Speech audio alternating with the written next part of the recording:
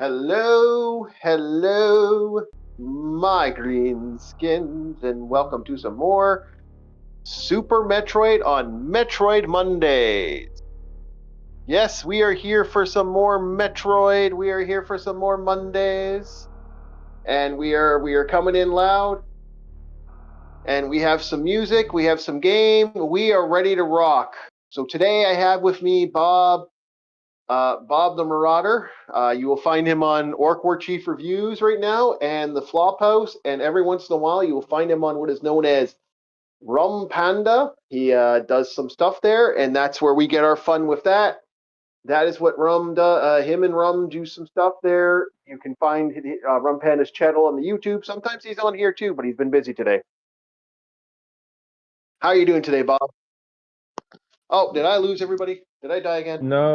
No, Rum Panda's here, and I'm tired. You're here. You made it. Oh, same here. He's tired too. Uh,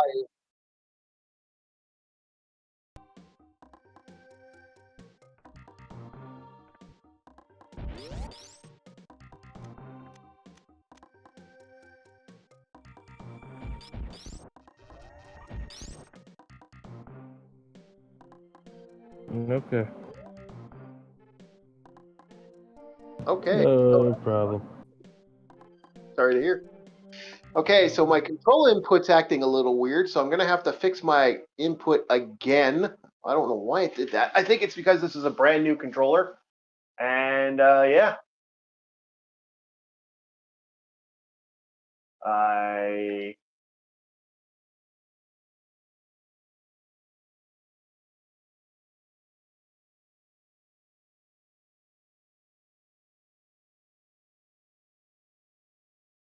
Oh, we got lots to do today. I'm just going to fix my control scheme a little bit.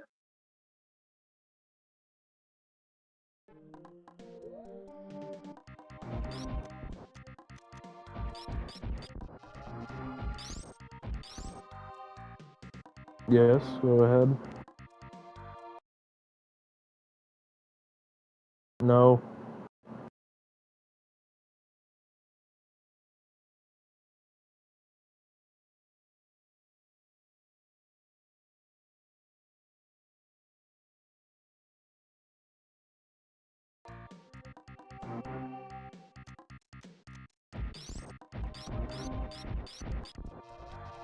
Really?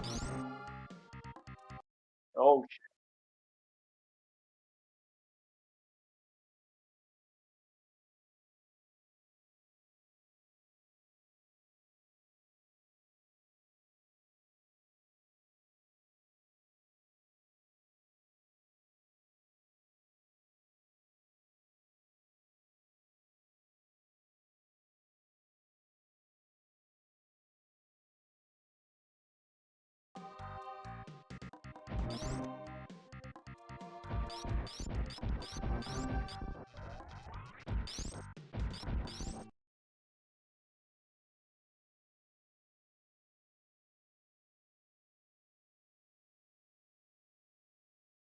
Yes.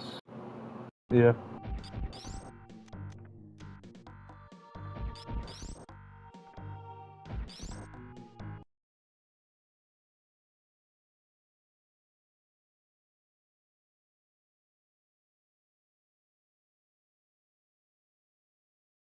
Okay.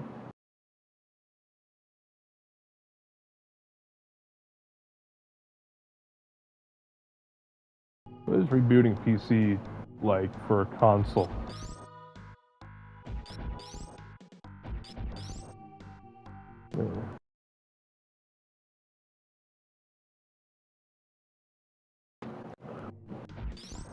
Yeah, and I thought it's because of the Burger King internet somebody was working with.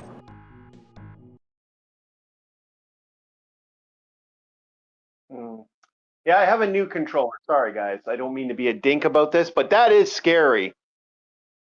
No, it's not RetroArch today. Today I got a brand new controller, but unfortunately it doesn't know how to handle button prompts, I'm finding.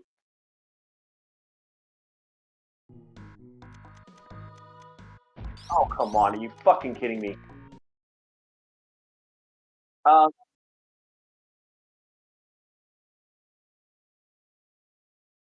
You're fine. You're fine. You are fine. This shit is annoying the fuck.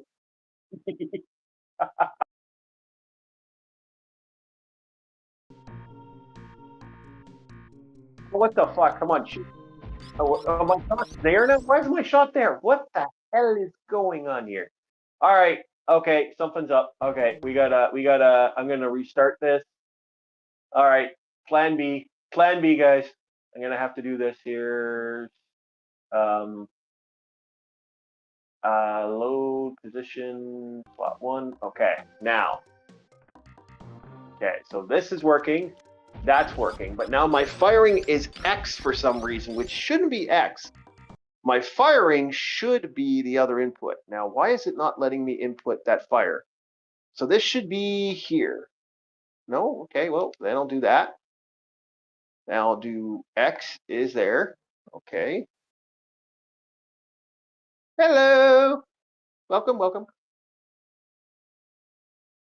Okay, let's try this again. Okay. Now, why is that? Okay, that worked fine.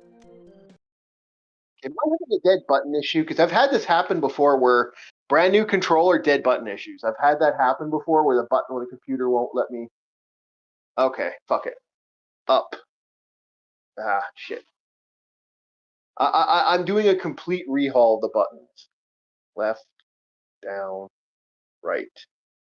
Okay. Let's switch this to B. Let's switch this to A. Let's switch this to X. Okay.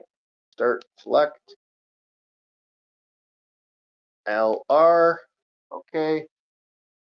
I don't think I need to do that. All right, now let's see here. Okay. All right, let's do a complete restart.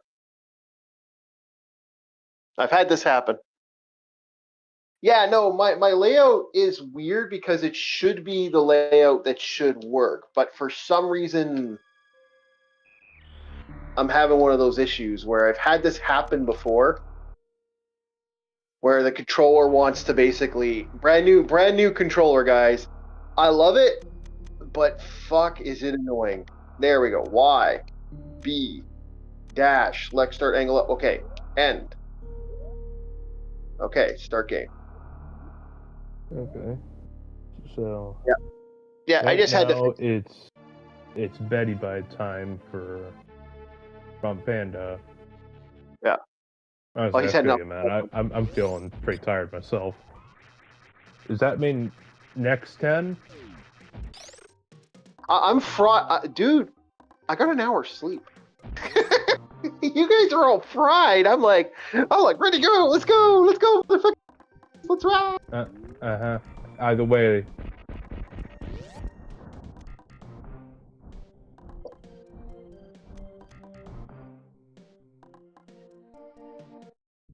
Okay, back hurting. Yeah, I get that, my friend. That sucks. But no, me, I'm like, I'm ready to rock, boys. I'm ready to freaking get these live streams off the ground. Everyone's having a blast. Let's have our fun. Speaking about fun, Bob, I sent you that video. What did you think of that? Where the woman... God, you sent me things at like 5 in the morning. You animal. I didn't send you things at 5 in the morning. I waited until like 8 o'clock. You're an animal.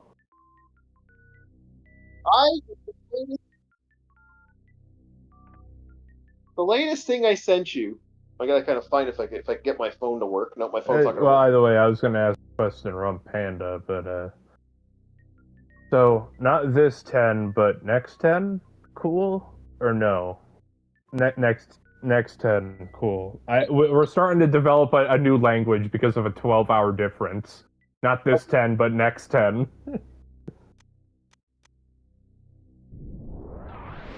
Yeah. Yes. Yeah. Tim. So the latest thing I sent you, I looked it up, was 1:43 a.m. Which is that? I'm sorry. I'm listening to the Key of the Twilight. All right, I've been jamming with this song for a while now, but I'll get there.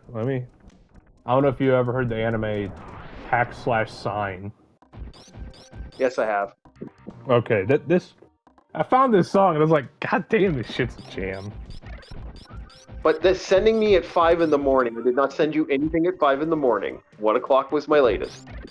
Oh, 14 minutes ago. Lovely. Yeah. Oh wait, no, that was the call that you gave me, and I was just like, eh. Yeah, oh, I had to wake you up, sorry. Yeah, I was like, eh.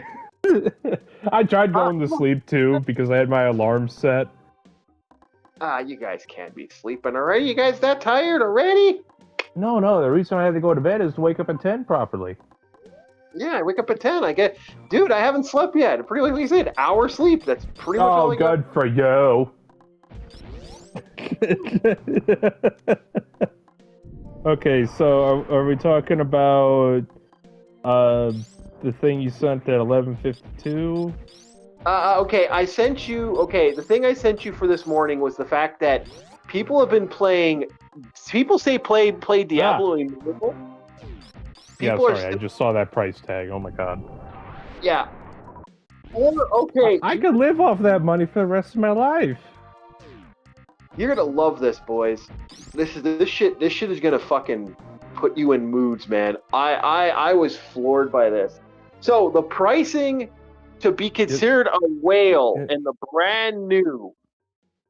brand spanking new Diablo Immortal. What do you think the prices are, boys?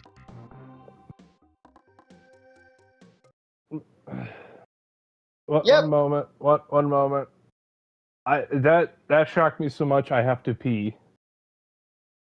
That is right, boys and girls. To be considered a whale in Diablo, to have the money to be top winner, to win Diablo Immortal, you are looking at spending close to $390 something plus change.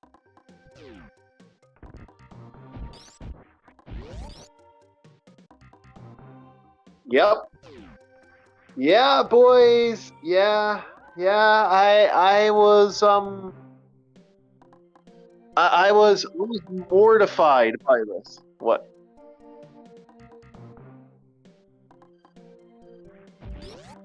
Oh God, no! The most I'll ever spend is $60 on a video. Like I actually okay. No. This is me watching stuff online, looking at what people are pricing it at, and I'll be honest with you, boys. I am never spending that much cash on anything. Period. Like if I'm spending a house, maybe a house. Like, dude, at that point, you can get you could get the total package from a prostitute at that point, at that much cash. Like, if you spend that much you can get a wife. No, well, you don't need a wife. I'm saying out of the prostitute, she could be your wife for that type of money. You could make.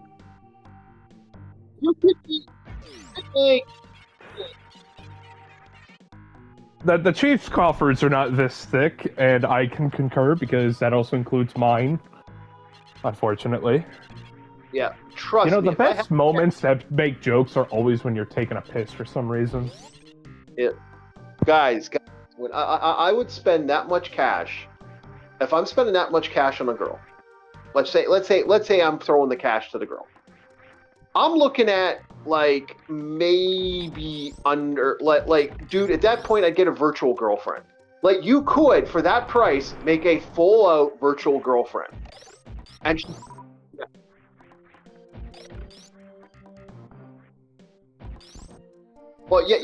actually, Rum, if you've been part of the live streams for a while, we've actually talked about the fact on the Flophouse that yes, they are working on digital girlfriends, digital BJs. That is a real thing that we have had a conversation about. That is something that a company has been working on to give you the full girlfriend experience. And I don't mean as a joke, I mean legitimately the full girlfriend experience.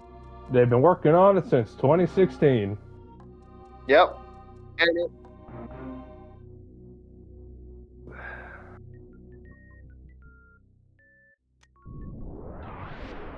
Well, I thought for me, like I said, we have another topic that we're going to be talking about, and all they need is the romantasy novels. They'll be fine. yeah, it'll be like I mean, there are a lot of guys. The handsome orc war chief. Yeah. Guys. Gowie's braided beard. Yeah, guys. Yeah. Look. Let's be fucking honest, man. They got like we could easily find the equation of like the things that solve the situation with that. But we have another comment to talk about. But no, I concur with Michael. Yeah. May we recite the pimp's prayer? Yeah. Well, we're going to be talking about that. We're going to be talking about that because I sent another video to you, Bob, and I want you to watch that. There was one, the very first video. I will make you and Rum watch that and come back to it. But after we're done talking shop, we're actually going to be talking about fun stuff. We're going to be talking about D&D adventuring parties and how they affect society and dungeons in your role playing. Okay.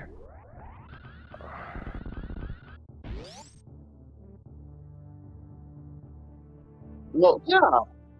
Well, why wouldn't I? Like, honestly, dude, you're showing respect and you're coming to the table, man. I'm not gonna fucking turn down your shit. Yeah, you wanted to mate. Yeah, you became part of the equation, man. As long as you don't do something stupid, you're fine. Yeah, don't be Bob on alcohol, please. Yeah.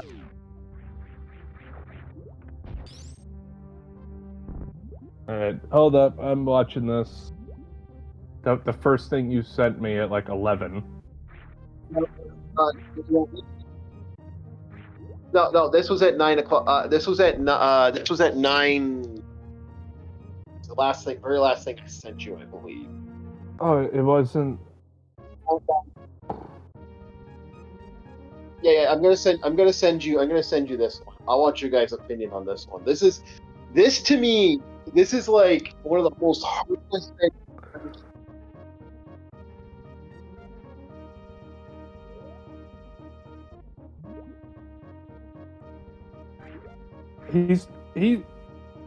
I don't think. Too late. Oh, wait. Oh, it's the 9 o'clock thing. I thought it was the thing before that, because that one actually had my interest.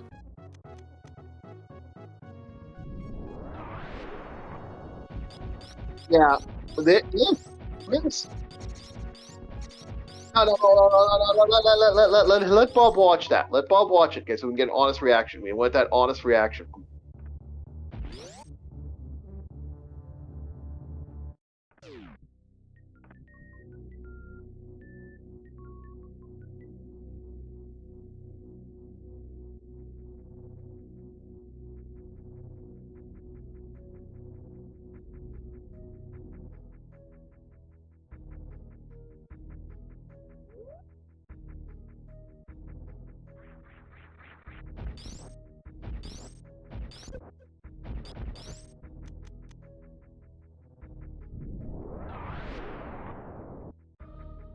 Wait, what am I doing to your back?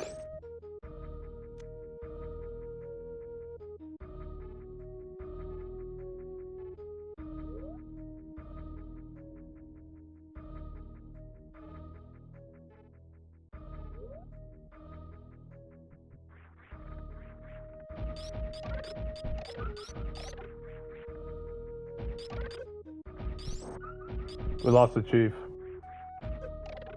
Chief, come back.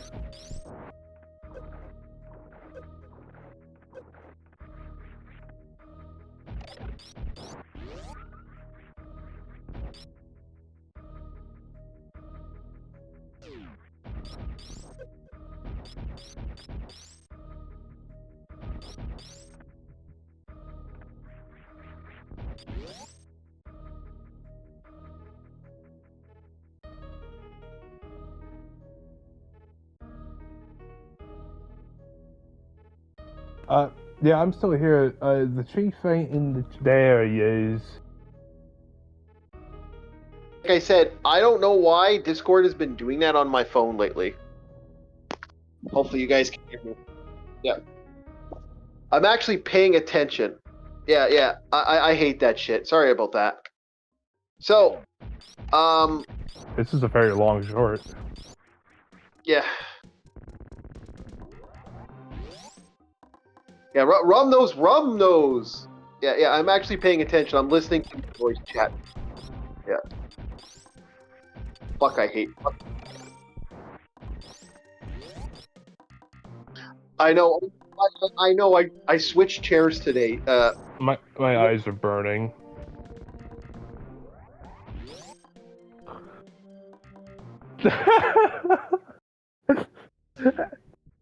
I thought that was like, oh, thank God, fuck you, Bob.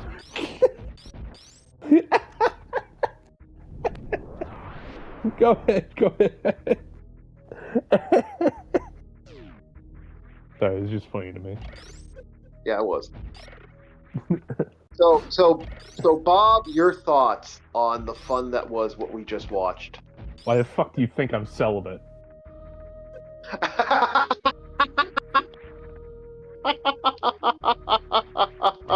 Holy shit! That rough, eh, Bob? Thing is, I like black girls, but seeing that shit, nah. People die over that shit. I mean, first thing that came to my mind, the power of the pimp hand compels you, was the thought that came to my brain the second I saw that. I'm not gonna lie, there was that point where I was like, "Oh shit!" Like, I was talking to a friend of mine about that, and he showed me that, and I talked to him about it. I said, "Buddy, like, how do you feel about that?" He said, "Dude, honestly, that would have been probably the end of our relationship right then and there." And I'm like, yep, pretty much. I am surprised the amount of restraint that guy had. I am appalled at how disciplined he was in that moment. That wasn't discipline. That wasn't discipline.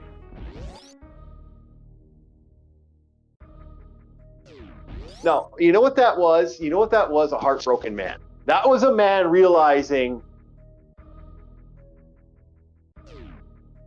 that was a man realizing that their relationship meant nothing, and then he just kind of shut down. That was a man, like, he shut down. He was just like, and the fact that he went out and got that ring proves that. That man shut the fuck down. Like, that was a complete shutdown man.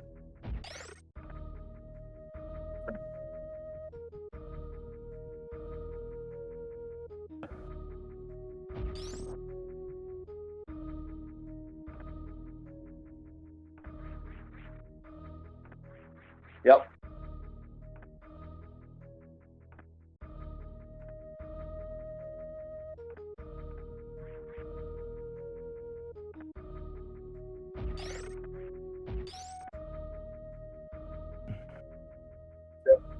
Oh, that wasn't just a relationship. That was a fucking marriage. Yeah, that is the end of you. That is the end of the marriage, and I wouldn't blame him for a second if he did. This is why, even though fantasy worlds can sometimes be shitholes where you got crime rampant throughout the streets, at least people are loyal. At least there's a level of loyalty in a fantasy setting. The fact that loyalty is a perk of fantasy in today's era.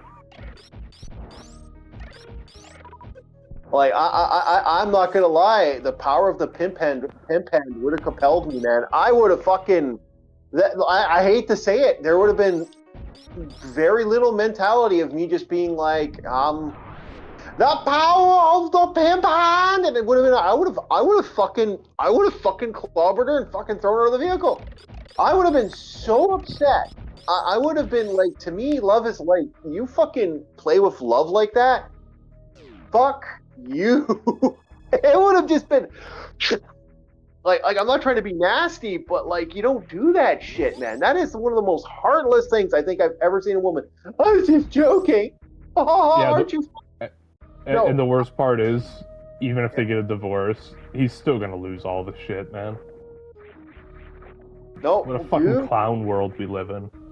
Dude, I legit, like, I was talking to a friend of mine who, okay, I got a buddy of mine. I can actually talk about this. I asked him to actually, if it was okay, I told the story. He said, you know what, go ahead, because I don't care. The bitch deserves to suffer. So this guy was hooked up with this girl. He never really realized what she was, in a lot of ways.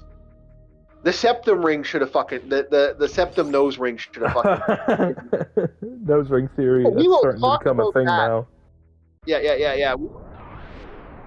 Oh, dude, that's That ain't getting a around on the theory, internet now.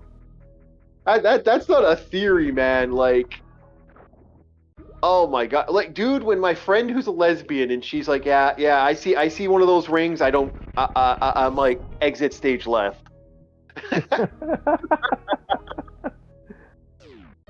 She hooks up with women and she sees that ring. She's like, nope, just nope. So okay, so let's talk about that. I mean, my friend, so he was hooked up with this girl for 4 years. She seemed like a nice girl. She seemed like she was like, she really did seem like she was one of the girls. Like, this was gonna be his girlfriend, his wife. This was gonna be the person he lived with for the rest of his life. Now, when they were living together in an apartment, very little cash, he had cash, but they weren't like big money right now. By the way, I'm having one hell of a jumping problems.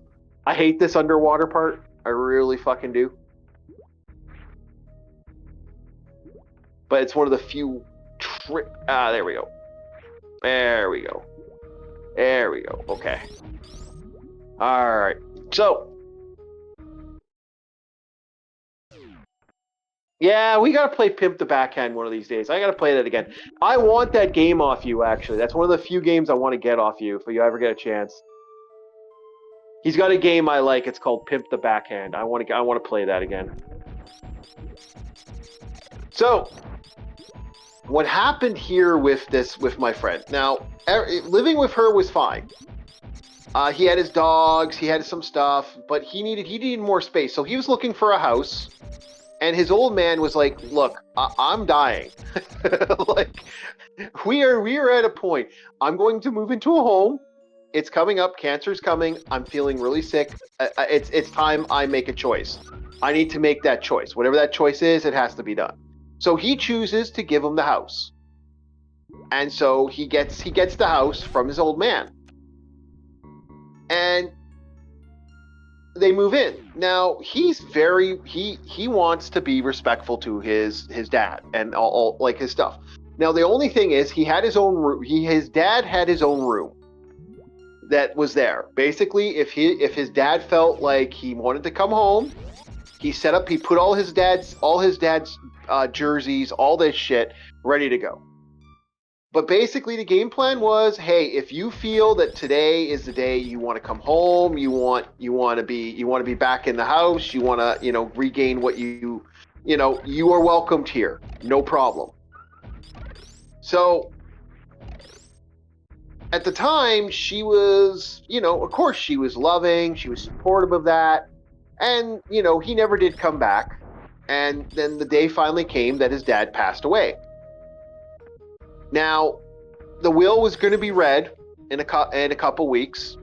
And so he kept his dad's room ready to go. His dad's room was still set for if his dad felt like, that feeling of, I want my old man to, I want my old man's place to be there for my old man. If he comes back, if he doesn't come back, he's dead, he's gone. I feel that, but I want to have that love. That relationship's got to still be there. So he kept his room with his jerseys and all that stuff ready to go. All he moved was the bed. He moved the bed out, and he's like, okay, we're not going to keep the bed in here anymore. There's no point. We don't need the bed here. That's an honest thing. Now, at the time, his sister was trying to get the house. His old man was like, no, she's not getting the old house. She's not getting the house, not getting any of this stuff. I left it in the will. It is yours. So he knew this was coming down the pipeline. This started a little bit of a fight with his sister. I'm not going to get into that. That's his own cup of problems. So finally, they get done. They get done the reading of the will. Get everything done. Everything's all said and done. Now here's where it gets fucking awful. So he hasn't even gotten time to really set everything straight. His girlfriend was setting up the house for her own private room, and she was basically taking his dad's stuff out of the room that he had left her. Now, this really pissed him off. Like, we're talking angry. We're talking angry. He's like, he's not even, he hasn't been 100% buried yet. Like, we're just waiting for the cremation and stuff. Like, I haven't even gotten the ashes yet. Can you wait? And she's like, well, I really want a yoga room. I really need a girl space. And he's like, we lived in an apartment where it was me, you, and 4 fucking huskies. Are you fucking kidding me?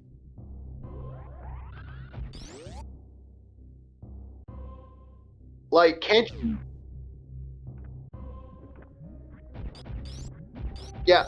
So he literally, at that point, he was just like, are you seriously doing this to me right now? Like, I need time. Please, can you give me this time?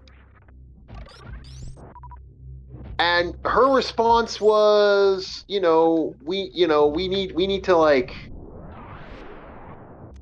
we need to set this up. I want this. I want to get that. It's like, no. How about we give me a week. Let me figure stuff out. And she was fighting with him. She was actually really fighting with him over this situation. And it's like, he finally just said to her, look, you have a choice. You can wait or you don't, or you can't. Can you wait? And she's like, well, it's our place now. And when he heard that, after fighting with his sister for almost like a week and a half of just fighting with his sister over the property, he snapped. He just instantly snapped. Get the fuck out of my house. What? Get the fuck out of my house. Why? Bitch, do you not hear me? Get the fuck out of my house. And she was like, get out. And he just fucking started grabbing her shit and throwing her shit out. Like, he was just done. Just get the fuck out. You're done. You are fucking done in my life. You are gone. And, she was like, no, get out. Get the fuck out. And he Don't you love it when adults cry? Yeah, she started crying, she started getting upset. He's like, I don't fucking care. Get the fuck out. After fighting his sister. And the funny thing is, he did have his sister move in with him eventually. But that's only because, his sister has kids and that kind of, the idea of leaving his nieces, to like live in a small shanty town kind of set him off. He doesn't feel right knowing that they were going to be like almost homeless. So he decided to do the right thing.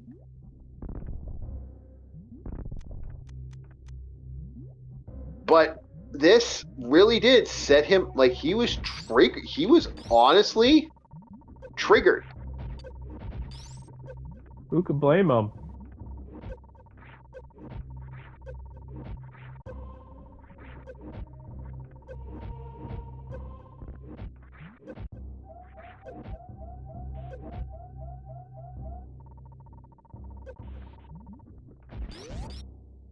Yeah.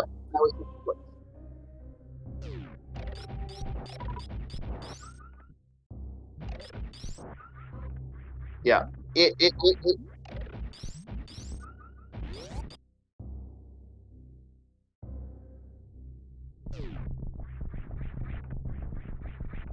Yeah, she tried to. Yeah.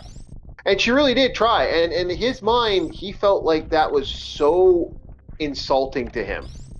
Because it wasn't her place. It was his place. It was his money, and he fucking kicked her to the curb. Don't you love it? Everything's fine until they have no power. Yep. This is fine. You'll let me do this. No. Well, no, you know what? No. He, like I said, they still have the apartment. she could easily go take that place, and that's what he did. He just gave her the apartment, gave her whatever's in the apartment. The rest of it, you're gone.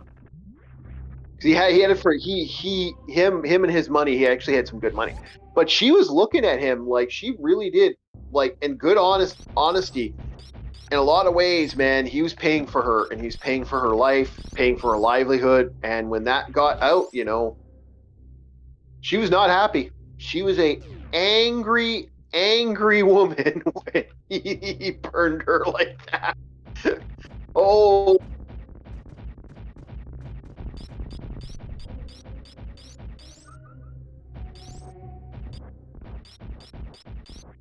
I never saw Game of Thrones, so I wouldn't know.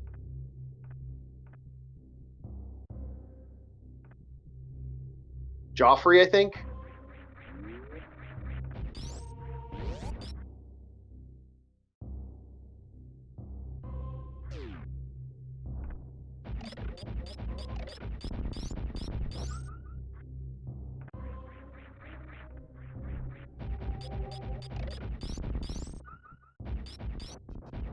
Yeah, she was, yeah, and the thing is like I said, I remember because I talked to her after, and she was like, I even said to her, if you had just waited a week, given him that week, let him grieve, let him have his shit, and figure out what he was going to do, I guarantee you probably still be dating, you still be in a relationship with him. But I know this man very well. He ain't going to tolerate you treating him like shit, and that's what I said to her. Like, what'd you expect? He ain't going to tolerate that. Like, she wanted me to get involved in that. I was like, fuck no. Fuck! How you handle your own issues, greedy whore? Yeah, I ain't touching that ward for 10 fucking foot pole, man. Fuck no. You don't do that shit. You, as a man, you stay the fuck out of another man's fucking situation.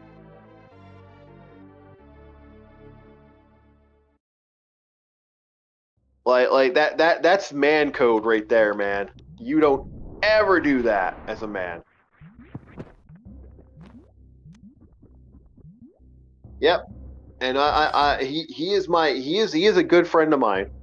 And you know what? Like I said, my only thing, the only thing he's got a problem with now is his sister's still kind of there, and he wants to get rid of her.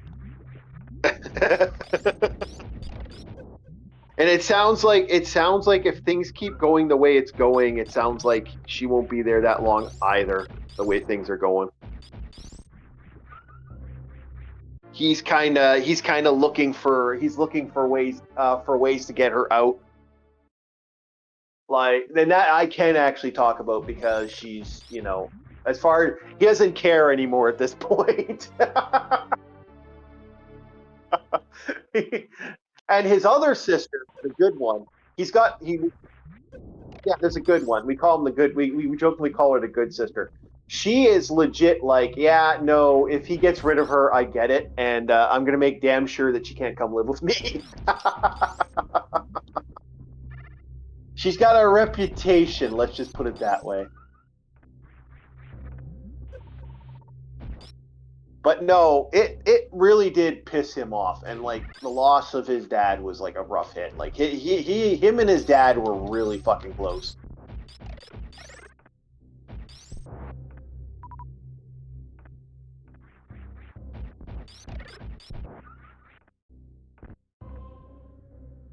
Well, considering the fact that my idea of a good day would be the day my old man dies, I wouldn't understand that at all. So, can't say anything there. Yeah, and I'm still waiting. Like not in a negative way. It's like, well, man, he's getting there, and I'm trying to prep myself for when that time comes. Yeah. I don't think anyone's ever prepped for that. Look. Evil don't die. It just get more evil. I forgot the chief comes from a family of liches. Yep. I made the joke. We made the joke that my grandma ain't gonna die. She's just gonna get more demonic. Yeah, I think. Yeah. It's called the misery of the. It's called the misery of the rest of the family. You know what? You know what? Me and my old man made peace. I'm fucking with the chat here. I actually don't have such hatred for my old man. Not no more.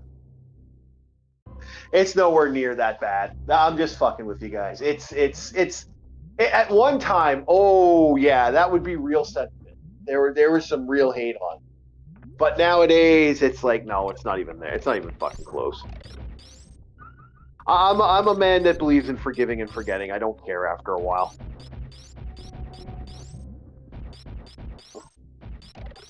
Just don't bring up the past in a bastard way. That's kind of how I look at it. If you keep bringing up the past, I'm gonna be looking at you going, asshole, what the fuck. But that's how I look at it. I'm willing to forgive if you're willing to forget. If you won't forget, then I'm not going to forgive. That's kind of how I look at it. So back to now, we get to the fun of the main event here. We've chatted about negativity for a little bit. Let's talk about some positives. Yeah. Oh, thank God, repent.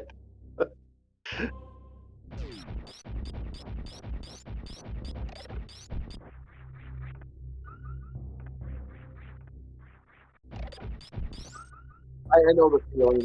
I know. Oh. Oh, okay. Well, wrong, wrong YouTube channel. No, you know what? We talk about tragedies most of the time, like orphanages burning down. Yeah, well, no, we talk about, but I haven't done that. I haven't had you guys burn down an orphanage in the last couple months. Like, they weren't supposed to know it was us, Chief. What the hell?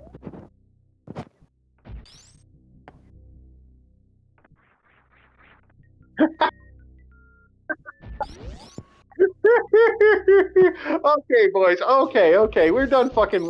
Done fucking with the boys. All right, let's get down to the fun brass tacks. I actually been talking to a guy called I think it's Save versus BS.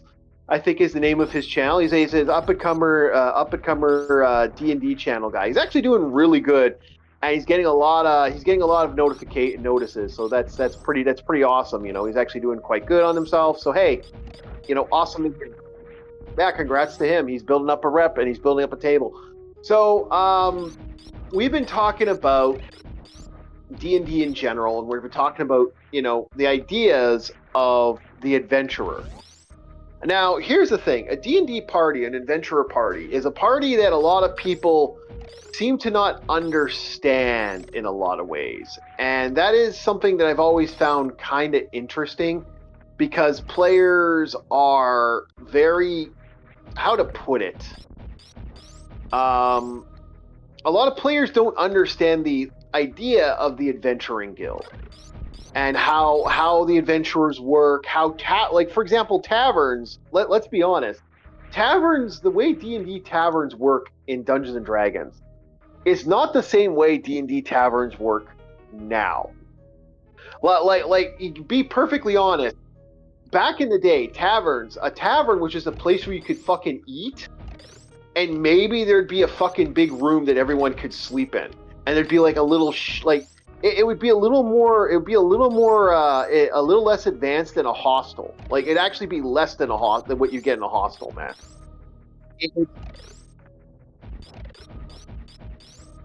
Yeah. Yep.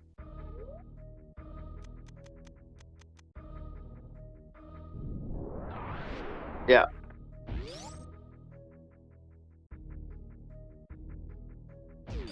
Yep. Yep.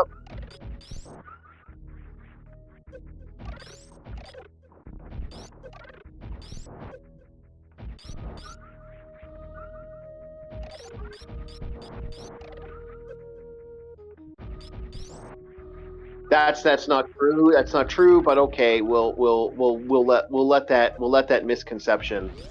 I'll let that misconception go.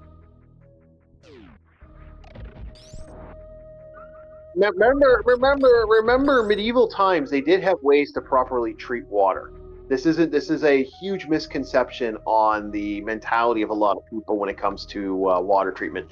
I will fight. It's the same way where like peasants have bad teeth or something. It's like they didn't have all their foods consumed by sugar. Sugar was a commodity. Yeah.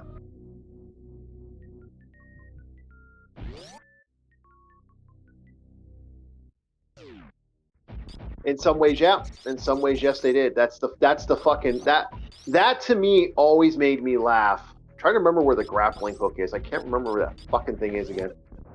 It's the one item I'm missing.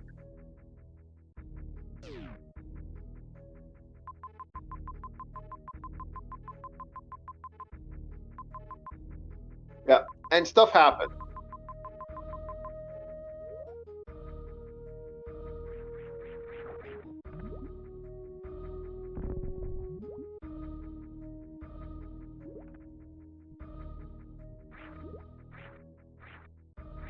Yeah, they did.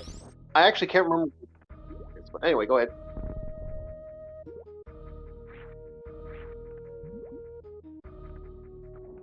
Yeah, you wouldn't even have that. And most times taverns weren't taverns. Like you had what's called the rest house.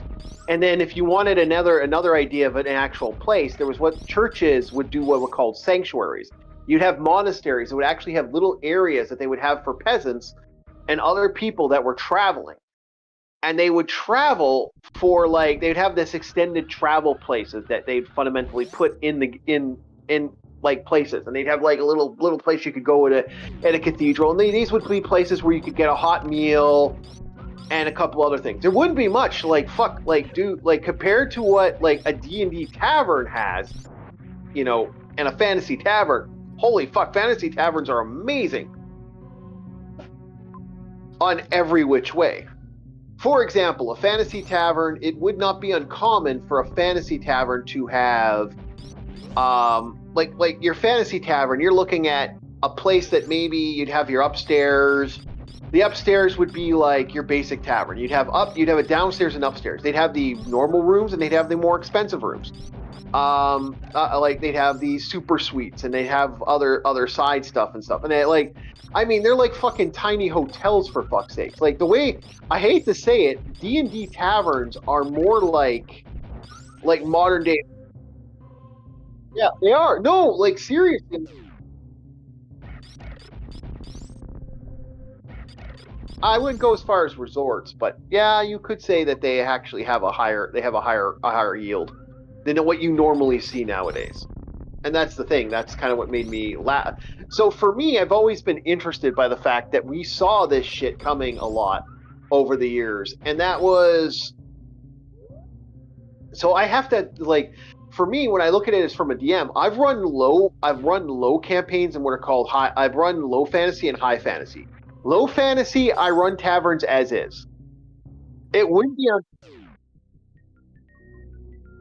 Yeah, the more realistic drunk house that would have maybe, and some taverns didn't have food. You'd be lucky if there's fucking stew or something like that. There were a lot of taverns that never had Hello, anything. Game Gear. Hello. Hello, how do's? Okay.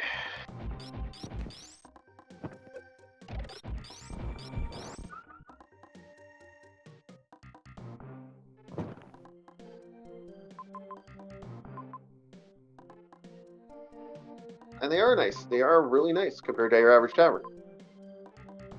So I'm trying to find that item. Okay, let's try. What's up? You just missed us talking about the depressing shit, and now we're at the fun shit.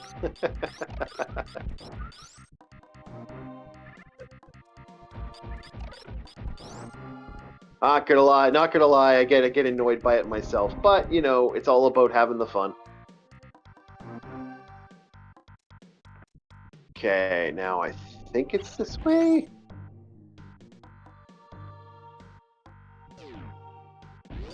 All right, so no, this is Metroid. This is Super Metroid. Oh, oops. Yeah, they actually changed a lot for Super Metroid. This one, I can't remember where I cannot remember where the grappling claw is. So this is why I'm wandering around. Yeah, a little higher bit rate. Yes, you would be right because the Game Boy Advance does not have the same bit rate as the other console. So yeah, you are right there. Hey. But I'm trying to remember where everything is, and that's where I'm having my problem because I cannot remember for the life of me where the fuck everything is anymore. So that's where I'm. Yeah, it's trying to remember where the grapple claw is. So I'm having fun trying to figure out where something is. Once I figure it out, it'll be like, oh yeah, I'm a dumbass because I'm almost guaranteed it's somewhere really simple, and I am just being stupid. So, this is the funny thing about taverns and D&D taverns. I've run both, and both have their own pluses and minuses. My biggest pet peeve with players who don't understand that is that players expect certain things in Metroid. Or sorry, I mean taverns. See, talking about Metroid, my yeah, I know. Don't remind me. But yeah, no, it's funny how that kind of seemed to always be the amusing bit of society is that people kind of it's like they expect it in D&D. Okay, there we go. Now, how do I? Is it up here? Maybe. Oh, I need to actually use the run. Okay, that's what that is. All right. If I was to do this right, okay, here's how I would do it. Okay, if I do this, I have to be smart. All right. So, do you have so the main thing about adventurers started to become what we like to call, well, we're going to refer to them as what they are. Come on. Son of a bitch. I didn't get the whole thing. Oh, don't worry. I am having fun trying to find something, and my brain is not letting me find it, so it's annoying me.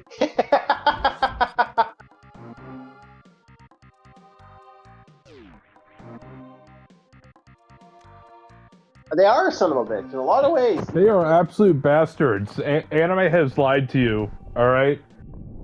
Adventurers aren't always going to be lovey-dovey and shit. It's like, no. There's going to be a band of fucking roughnecks.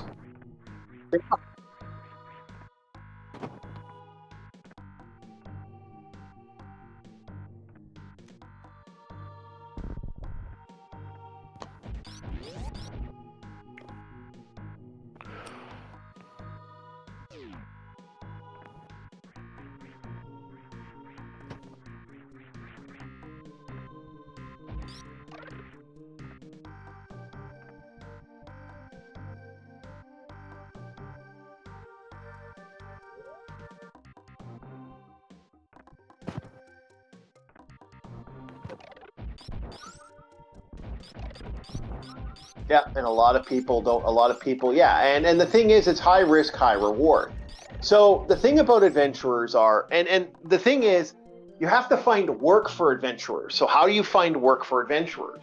See, the biggest problem that an adventurer or a venturing party would have to worry about is the one ultimate thing that all adventurers have to deal with, and everybody else has to deal with, is fucking monsters. No monsters. Monsters would be the biggest problem for most adventurers in a setting. And the main reason is very simple. It's like, yeah, I wouldn't want to deal with what's lurking out there in the middle of fucking nowhere, would you? Like, fuck, I wouldn't want that shit on my fucking doorstep. And you know that shit's out there and ready to kill your ass at any minute. Like I'm sorry, an orc is a problem, and a lot of people don't understand that orc is a problem, and he is a angry problem that wants to bash your fucking head in with a sharp object if he can. And if that don't work, he has no problem using the blunt one. You know, like that's the big fear of what you're dealing with up here as an adventurer. These fuckers are out to kill you, and they really don't give a fuck if they do. That's kind of scary if you think about it from an adventurer standpoint. I'm like, yeah, these things might kill me, and they are not against killing me.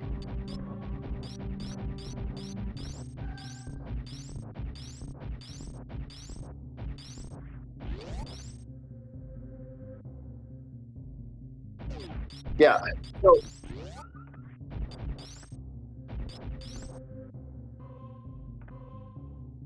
and a lot of people. Yeah.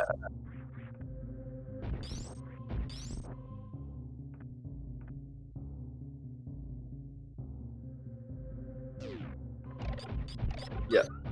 So that's kind of how it works for the. I choose to face the Spanish on the side of the Spanish against the orcs. I will play the game.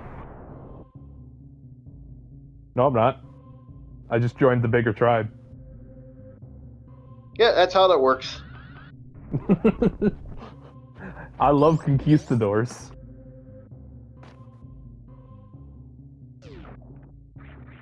Yeah. And I choose to join the Spanish. Fight against the smaller tribe. Everything's in line. I am doing nothing wrong. Also, I love the hate on people have for conquistadors in the more modern era. It's like, dude, I fucking love them. I love unrepentant tyranny. Well, it wasn't really unrepentant. Oh yeah, even so. But if we're taking like the media approach, oh yeah, I still love them. Absolutely. At least they look good while doing that shit. Good while doing it. So the idea of the guilds and stuff, and the idea of the like, yeah, there we go. Damn right. Yeah. Yes.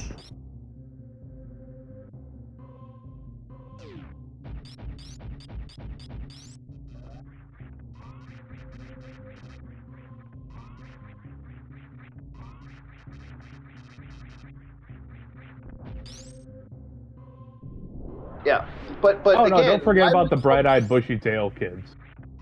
Yeah, the people that think you're going to get money and stuff. Like in Forgotten Realms, for example. Let me be perfectly honest. They have literal monasteries dedicated to training adventurers. They have places in the world that have adventurers that like people like famous adventuring kids. Like they literally have like rich kid schools for D&D adventurers. That's where Drick's daughter. Drix Undoin's daughter is legitimately, apparently, spending most of her, spent 17 of her years. She's like a young teenager becoming an adventurer now.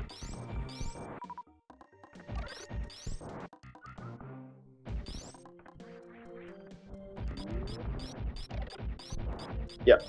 So what I have in my setting is now we're basically talking about the generic. But in my setting, we'll actually get into it. So, the way my setting consists of, out of the 2,000 years of history, yes, 2,000 years of history exists in my setting. The adventurers that exist, that have had their money, have had their goals, had their stuff, had their acquiring, they are legitimately been sitting there kind of building their own stuff up because there's so much stuff out there. You have at least 7 major wars that caused so much damage, it took the world to recover. It took quite a while to recover. Like, even the idea of firearms in my setting aren't new. Firearms have been around for about 100 fucking years in the setting. That's not a joke. Firearms have been around that long.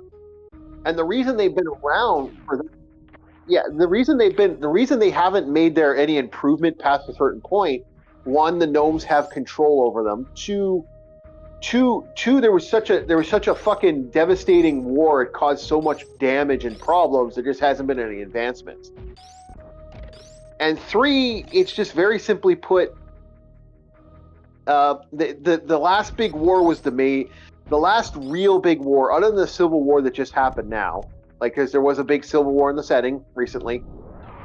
The big one that happened now is the fun that is the adventuring thing with the Civil War that just happened that the players handled, and that's it. Like, who's going to gain the kingdom? Is it going to be the Paladin King, or is it going to be this girl who wants to be royalty? Well, her family wants to be royalty.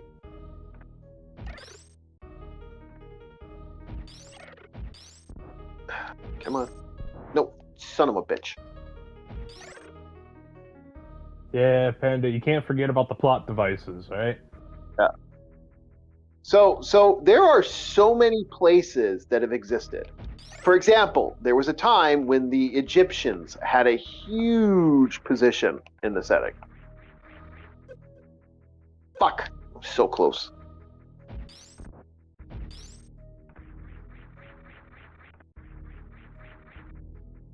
So the Egyptians were a big positioning, and they had their own. They conquered a huge portion of the land. This was after the Traveler. Then the Romans showed up, and then they conquered a huge part of the land, and that became an issue. And then there's the group of this group that no one knows about because they basically been lost to time. No one knows what the fuck they did, but they have a whole bunch of islands that are legitimately under there. They have their own problems, and there's so much like ancient history and lore sitting in the setting that builds that adventuring. So you need this is my way of doing stuff. You need a reason for people to go out and adventure. Why is Joe Schmo McBlow going to want to go adventuring? What could he truly get in the world that would guarantee like a valid reason for going out and endangering his life, his livelihood, his children? Like, if you go to that dungeon, no guarantee, no guarantee you're going to come back. And also keep in mind, then you got the monster situation. The monster problem is the bigger issue in a lot of ways, because a lot of players don't understand that monsters are. The monster issue is a huge issue in its own right. Because monsters are their own problems. The ogre is hungry, and there's a nice bit of cattle over there at that farm. Yep, and he decided that he's going to eat that food and eat that farm, and he's made his decision that farm is going to be edible, and that whatever's in there is going to be his. Oh, come on, get over here, you fucking thing. Don't mind me, I'm just trying to get the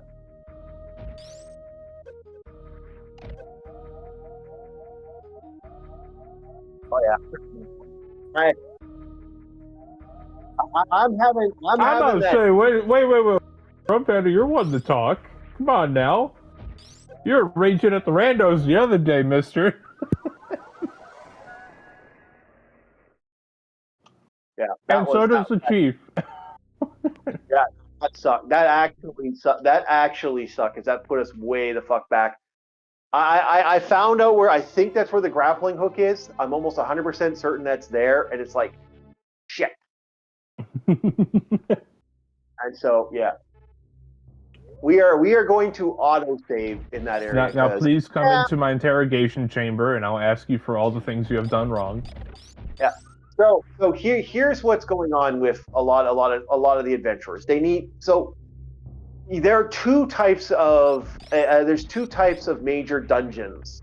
There are monsters who have attacked caravans and other groups and other organizations, and then there are your active dungeons, and then there's your ancient ruins. So active dungeons, for those players that don't know, an active dungeon is a dungeon where monsters have come to rob. They've robbed the place. They've stolen it. Hello. Metroid's going good. I'm dying, but Metroid's going good. Yeah, hello, hours.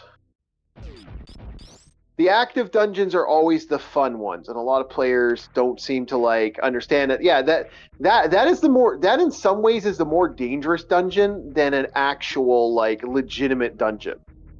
Because an active dungeon, like it always boils down to that. You're dealing with monsters, gangsters, thieves, other ne'er-do-wells that have made their decision that they're going to steal, rob, kill, and murder, and you're going to have to take their gear. Now, here's the thing: if you were real cops or police officers or any of this other like interesting things, if you went and took that shit from somebody, don't you think they deserve to have it back? Well, the adventurer says, no, they don't. Sure, this might be. You might have one item that might be that adventurer's like, oh well, there's that one gold coin, or maybe someone wanted maybe a king wants his ring back or something stupid like that. Okay, but the rest of the loot, guess what? No one's going to care, and there's no guarantee that loot doesn't have a dead body, like some dead body actually. It's just some corpse. The family stuff, but that's. Like, what about the family of that area? What if the family wants those items back? Are you telling me that the family doesn't deserve to get those items back?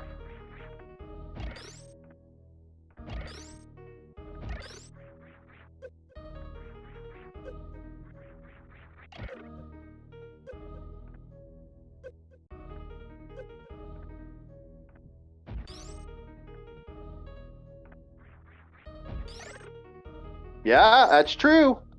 That is true.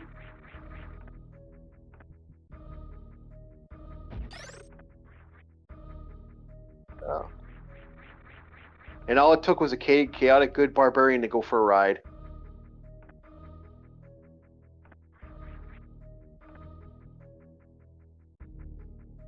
But I'm telling you that, like, how horrible is that feeling that that you're no guarantee you're going to get that stuff back. Not at all. Like, and that's the thing. Like, how many heroes? Like, imagine this. Okay, your father's an adventuring hero. He's got a nice, awesome magic sword that, like, he's son. One day, I'm gonna give you this sword. This sword has been around for 2,000 years. This ancient magical sword. Everyone knows the name of this sword is Gildefred. Gildefred it's one of those powerful magical swords. It's been around for centuries. Everyone knows this sword. Everyone knows it's his sword. He dies in a dungeon and some level 4 schmuck gets his hands on it named Bob the Marauder.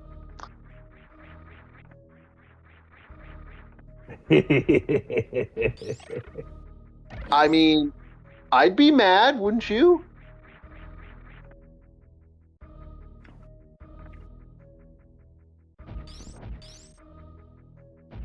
Bob's a bastard. Bob.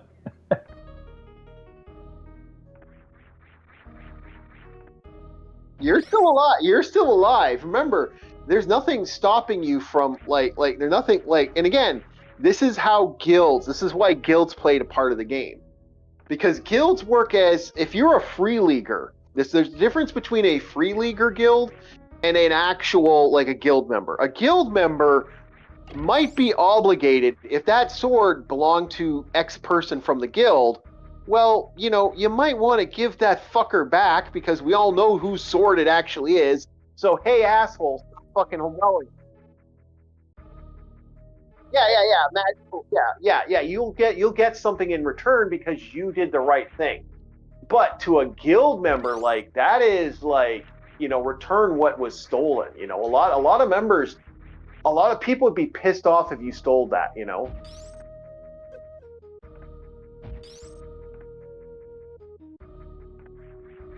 And that's kind of how I look at it from an adventurer standpoint. Like, you are making the choice as an adventurer to do the raw, to kind of be a bastard in some ways. And the free leaguers, that's what they're known for. This is why there are two separate mentalities. There are those who are out for themselves, and there are those who actually are willing to fight for the cause and fight for the right. The ones who fight for the right are usually the ones that usually get the biggest win from adventurers. Like those guys, are usually the ones, but they also the ones that get taken advantage of, they get used, and they really do have their own problems with being an adventure, because there are, like, no fucking lie, why would somebody, pay this guy money? He's gonna do the right thing. Some adventurers like to take advantage of that. Some people like to play that dirty game. Yeah, and that's why I don't sign up with guilds, because I'm not a fucking tool. And that's not, hey, well, some of your characters do, some of your characters don't, Bob. Some of them actually didn't know. That's the thing. Yeah. Bob the Barbarian? Firehead Lady Wizard, bring me here. She said, put name on paper. Okay, new land? Maybe this is something they do. Because I'm barbarian from the fucking north. I don't know this shit. Who was the other? Oh, Captain Bob was like, nah, fuck that shit. I've been a part of shit. I ain't dealing with it. I'm going free. You've technically made your adventuring guild. You made your own guild, Bob. There's a difference. Really, you consider that a guild? I just consider it a crew on a ship. But you are in all intents and purposes. Yeah, in all intents and purposes, Bob, you are an adventuring ship. Okay. Yeah, we also don't run things like resurrection and all that. We don't really have anything that advanced. We could try to maybe preserve your corpse and bring it to the islands. Maybe. But we don't really have a cold storage box. Yeah, so here's how that works. Here's how that shit kind of rolls. I really got to figure out where that hook is. I'm gonna look online in a second, because I can't remember where that is. I am literally stalled out because I can't find the grappling hook.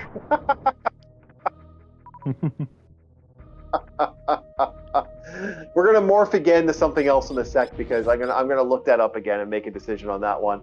But I'm gonna get to a save spot, and then I'll save it, and then we'll do it. But that's the thing with adventuring parties. They don't really understand, like the benefits of a guild, determining on how powerful and well known your guild is, man. You can get some serious stuff. Like, you can even come back from the dead if you want. Some adventurer guilds have that. They have agreements with churches, and other organizations might actually agree to do certain deals done dirt cheap because you've done great things. Like for example, Bob the Marauder. In all intents and purposes, you can walk through the Elven lands with no problems. You won't be molested by elves. Yeah, they won't question you. They see the azure blue armor and the red ship. Because yes, Captain Rum Panda, our ship is red. It's made of a special wood that's like slightly fire resistant. Yeah. Like they see the man in the bright azure blue armor on a red ship. Okay, he's a friend. Oh, yeah. It's slightly. It's not immune. No, it's not immune. Fireball. Yeah, it's only slightly. Yeah, it's a chance for it to not to spread. It'll still hurt. Yeah. But cannons do exist in my game world, and that does cause a problem. Okay, we're gonna save. Red powder is very unstable. So if you wanted to do a broadside, you're running some risks. Yep. So let's load another game temporarily for a bit while we're talking here. We're going to go to. But yeah, on top of that, there's also the church that's on the island, where we purified that area. Yeah. Eastwind Island. So that's why I'm saying the resurrection services. Yeah, sure, the Sunderers have a resurrection service, but if we can manage to keep your body intact, we don't really have a cold box on the ship yet. Yeah, like they actually, the Adventurer Guild, that is, we're going to be playing some Breath of Fire while we're talking here. But that's the thing. That's how this guild works. That's how these guilds operate. They operate on the idea that you could. We're morphing again, boys and girls, just temporarily, because like I got to look that up, because like I'll be literally just wandering around. I don't think you guys want to watch another hour of me wandering around. So that's kind of how the guilds work. So the free leaguers. Bob is not a free leaguer, actually. Bob falls under a. I guess you would technically be. You are your own guild. You are technically a guild guy. because you have your own organization, your own group, your own society. You are actually running your own shit. Oh no, yeah, Oh, also, for anyone listening, how would you like $2,000 for a sign-on bonus? yeah. Because that's what I give out. 200 gold is like $2,000. What I'm saying about adventurers. Like that. That's the thing about adventuring. An adventurer guild doesn't have the same, like, they're not going to have the same negativities or the same negative aspect that other guilds would fundamentally have because of the fact that adventurers pay out up the ass. This is why taverns and shit have become a thing. Why do you think some wizards will retire? Like low-level wizards will, like let's say, because most wizards, they'll get to age, yeah. Like my other wizard that works for the Emperor now. Yeah. Most wizards, yeah. Yes. Yes. No. What I'm saying is, for the equivalent of the time period, if we're doing like a direct transfer, because 1 gold's 100 silver, 1 silver is 100 copper, that is equivalent of me throwing $2,000 at you and saying, have fun, welcome to the crew. 1 silver is 10 is 1 silver is 10 copper. 1 gold, so 10 silver is 1 gold. Now I thought it was 100. No, it's not that high. Fuck. Oops. Well, Rumpana, we got to do some extra work. So here's how it works. Here's how it works, though. For a sailing ship, let's talk about your average sailor. Now, according to D&D and according to the money of people buying stuff, your average fucking sailor is, this is how much money, boys. You guys are gonna fucking laugh. Their average gold till for a 4-month journey would be considered at least a gold piece per month. So, and that is the average, and the average sailor, to be honest, a surviving sailor or a crew, you're looking at anywhere from levels 1 to 7. That's bare minimum while they're sailing, because it's so dangerous and there's so many monsters, there's so many things that can kill you. So many deep ones. We ran into 5 deep ones in the entire campaign so far. Yeah, like there's shit that will fucking fuck you up, and they can fuck you up in a bad way. So, and evading the undead kraken because of an unknown savior. Yeah. On one night, there was a undead kraken thing that had rotted tentacles. It died. A figure was standing on top of its floating corpse and then just ran off on the water. Yeah. We don't know anything about said figure. Yeah. No, welcome to the crew. A lot of people started at level 2. Don't worry, I keep a good eye on people. In fact, that is one of my character flaws, is I keep such a good eye on people that I actively throw myself into, like, fucking machine gun fire. Yeah.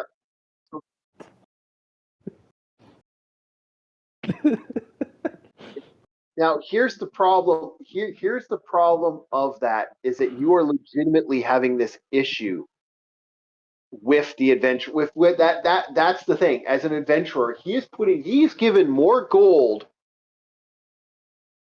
as a sign-in bonus, and then I believe you give how much is your gold per sailing per month or something like that? Per month, it's 80. Yeah, 80 gold per month. He is giving more money to that crew. Like, a lot of those guys could retire. Like you gotta understand, yeah. You're looking at. You have to deal with all this shit. I'm gonna make sure all your lads are handled. Yeah. Like, as a peasant, if I was to go buy land, like, basically just a small little fucking plot of land, it's like 100 gold. To build a house, it might be, 60 to 80 gold, depending on where you are. And it's like, you could live, and like, you won't own property, but you could technically run property off the city for a gold piece a year. Like, my entire ship's crew is 120 individuals. Yeah, Okay, I do a lot of math. Okay, the average peasant, here's what floors me. The average peasant, boys and girls. Do you know how much gold they get a year?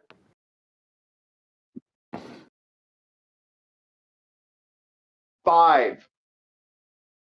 Your average shit worker, the guy who works in a farm. Now keep in mind he has to spend resources and get money like this way. 5 gold pieces. That's the best he can save up for a year. And there's no guarantee that 5 gold is going to be enough for him to get what he needs to survive the rest of the year. He might actually have less money.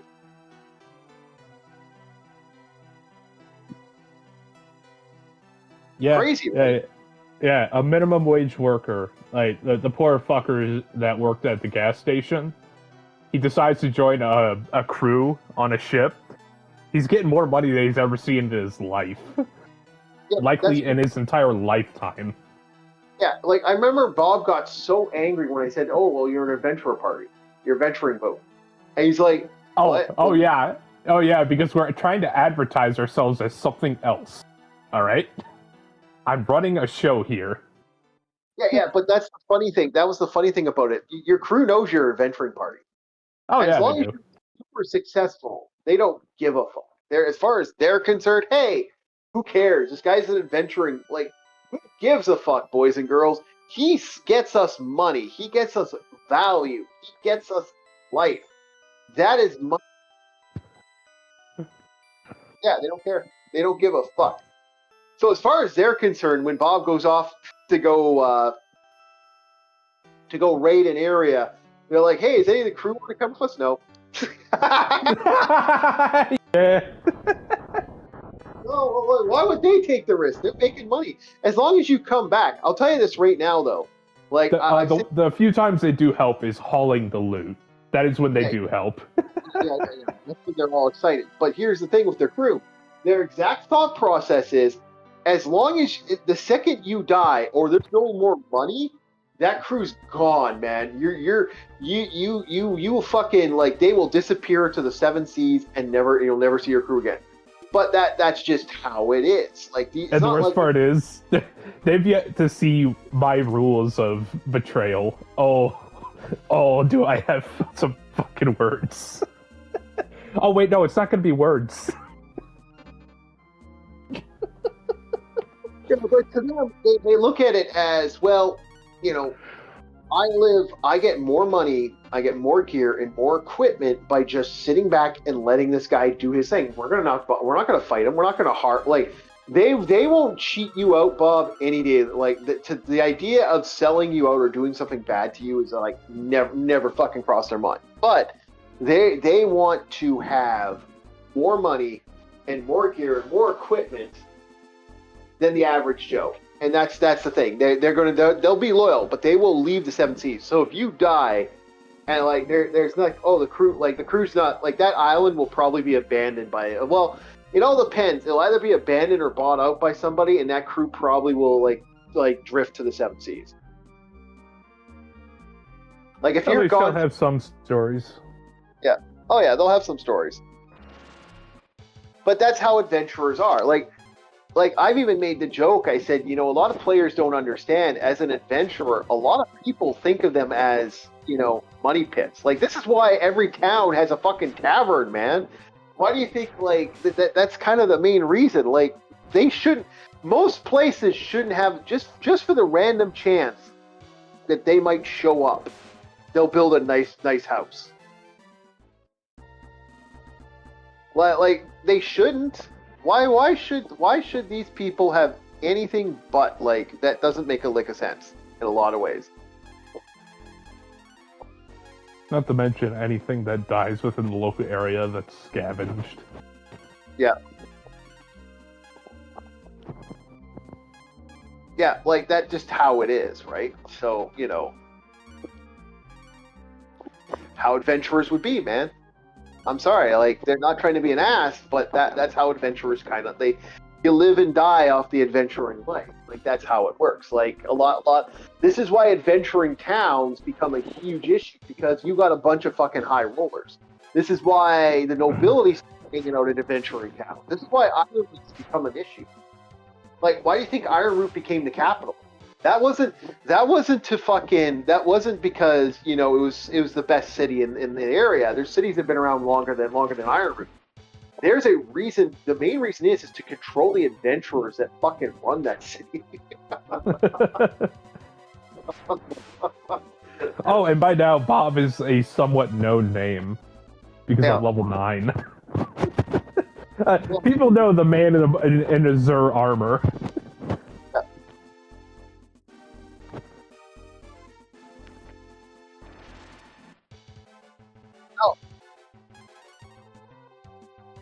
Oh, It's unthinkable.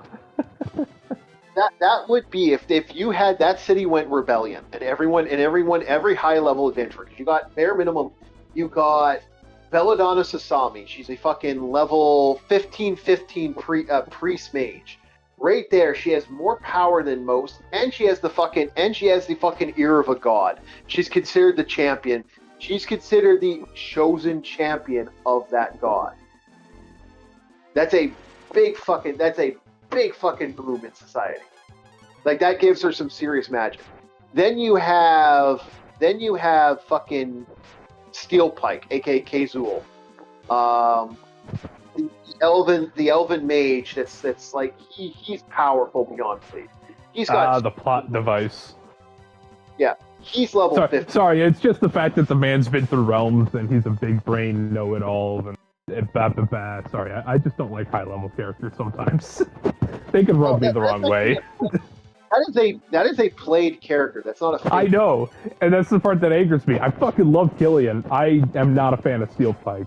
I'm not trying to outright pick a fight with the guy, but, you know, you're eventually going to find things you like and dislike, no matter where you go. Then his wife is a 13, 14 Which fighter. one? Wife one, the one of the blonde, is a fighter assassin. She's 13. She's a 13. She's actually she's 2 levels lower than the most biggest bad, the biggest bad setting right now that you guys haven't been able to get rid of. This guy's also kind of an isekai protagonist because he has a goddamn harem, and it makes me cringe. Yeah, and then you got his wife, which is technically that is an NPC character, but that's a level 10 character. Then you've got his other wife, which is a goddamn fucking that. Then you've got a giant. The Sand Giant. Then you have his third wife. He has 3, and he's working on wife number 4 now. Yeah, goddamn gay ass anime harem, fucking weeb. I would never respect harems. I again, when I played Steel Pike, I never planned for him to do that. It was just, at first it was like the reason. Steel Pike's wife 1 is technically another player trying to control Steel Pike. And that was a player thing, and then it became my character after a while because that player stopped playing. The sand giant was literally, we had a Conan Destroyer moment where the girl who was playing it was captured, and I saved her, and so out of thankful, she fell in love with me because of my power and my abilities. So that's where that was. That's an NPC character though. That was like, I saved her, so her loyalty to me is she'll follow me to death. And she has. And the last one the last one is basically something no one sees this character because no one knows it exists. It's someone that's actually it's basically an air elemental. And that's another NPC. Again, these are characters that I shouldn't have relationships with, but the DM kept throwing women at me, and I just went, okay, fine. He thought it was funny. Then you got Bob, and then you got the circus, and the circus consists of a bullywog that Bob. What level is your bullywog, Bob? Bob the Wood think, reached level 5 before retirement. Yeah, Bob the Log, that's still level 5. Then you've got, I think, Citizen's character's level 7. Then you've got the NPC that's level 8. Also, we run a bar over in Iron Road called the Festive Flump. Yeah, and then you got the party that's now like you got yourself Citizen's Cop. That's a freaking level 10 character right there. Like, oh yeah, because of all the XP he gets for doing the good stuff. well, not only that, he's actually worked. The Citizen's worked at most of his characters. Oh yeah, it's the German guy, the little short German dude. Yeah, he is like, all these characters are high possibility and high level characters. That's what makes it funny. Like I said, that's a small army of characters where your average soldier is level 5. Is like level no, sorry, 3 to 5, I think, is your average soldier. And I highly doubt anything would come of it, because I'd imagine it would be a singular, like, they wouldn't get involved, but the Priests of the Light, which are a hodgepodge of level 5 to, like, level, 15s? No, they're level 5 to level 10s. There's nobody that's level 15 yet in the setting. Oh, okay. I was like, isn't Kelly at, like, level 15 or something ridiculous like that? No, he was level 12. Okay, yeah, because Bob's currently level 8 with the Priest of the Light. Yeah, if you can pick up 90% of my characters are named Bob. Yeah, for the audience. That's not considering level Iron Root, which is a dwarf. He's level 15. The Baron who's running it's level 15. That's a lot of high level. That's a lot of high level, high ranking, powerful people sitting in a small little adventuring hub, and they have a giant city. Which then you have the Golem Maker, which is also a played character who made a bunch of fucking golems for the setting. It's fucking terrifying. Like, that's a lot of terrifying high level characters sitting in one small little town that even if they were attacked by a bunch of fucking dragons, they were able to fight off the dragons. Yeah.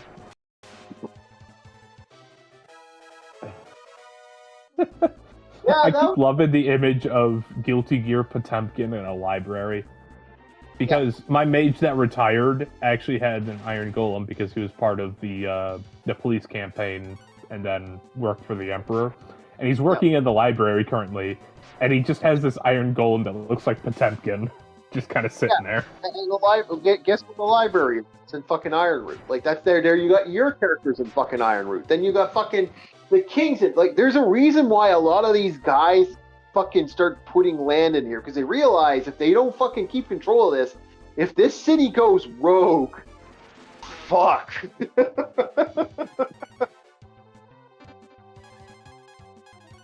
Go like rogue, like if they, yeah. If they say, "Nah, fuck this shit, we're overthrowing the Emperor," that's a lot of firepower. That's a lot of firepower. Like, you know, you have maybe one mage guild for every mage, because due to the mage wars, you do not have enough mages that could actively fight this guy off.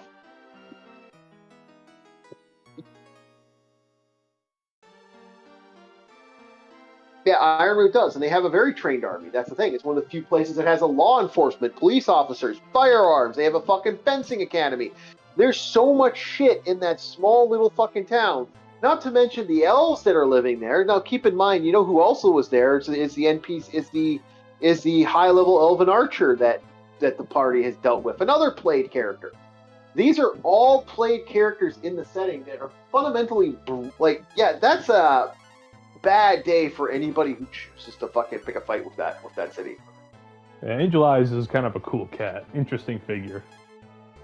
Angel Eyes isn't part of that city, actually. Angel Eyes is one of the few characters. Well, he was in the city for a bit. Though he probably would have decided to join the rebellion, because what would be the point? He's after marks, not after emperors. Yeah. Pay him enough, he probably would. That's his own person. Yeah, but who really has that kind of money thrown around except for maybe Steel Pike? and Steel Pike. Kusami. Yes, yeah, Kusami. No, Sasami could not do it. Uh, she wouldn't do that. But that's the thing. She has an army of samurai. This guy has an army of this. It's like, fuck yeah. You got a small guild. Like, you got people there that can run, that run fucking things. Like, I'm waiting for Citizen to move his character Leaf in there. Once he moves Leaf in, there's a fucking. That's a high level groups of people that can do a lot of damage that can kill a lot of people. It's a town of witchers. Yeah, it's a town of high level people. So yeah, there's a reason why no one wants to fucking pick these fights. That's why I make the joke. It's like adventuring towns are one of the most dangerous things. So this is why adventurers have become a thing. Eventually, you get these high level people. Now, and again, some of these guys have artifact items that can wipe out entire fucking armies of their own people. Like they could got fucking mages that are so much more like. Let's say the emperor decided hypothetically, I want to destroy this town. The high ranking druid technically has like interest in that town, so she's not going to help with that fight. The high level priests aren't going to get involved because two of them live in that town, and one of them's the priest of one of them's the high priest of Odin lives there. So he's not getting involved. If you get most of the mages, the highest level mage is the archmage, the one that's living in the one that's living in there, and he can't compete with two fucking 15 levels. He's level 25, but you can't compete with two 15 level characters, mages.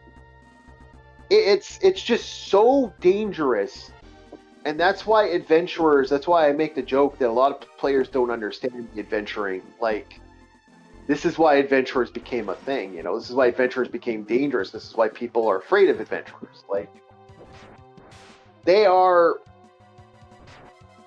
but that's the successful ones.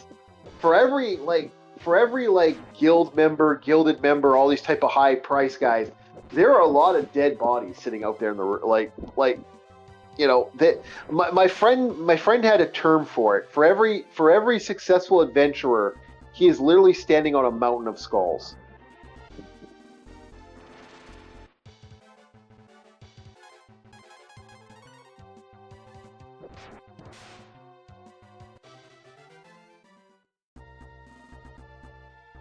Buddy, you're not even. Oh, I've been there.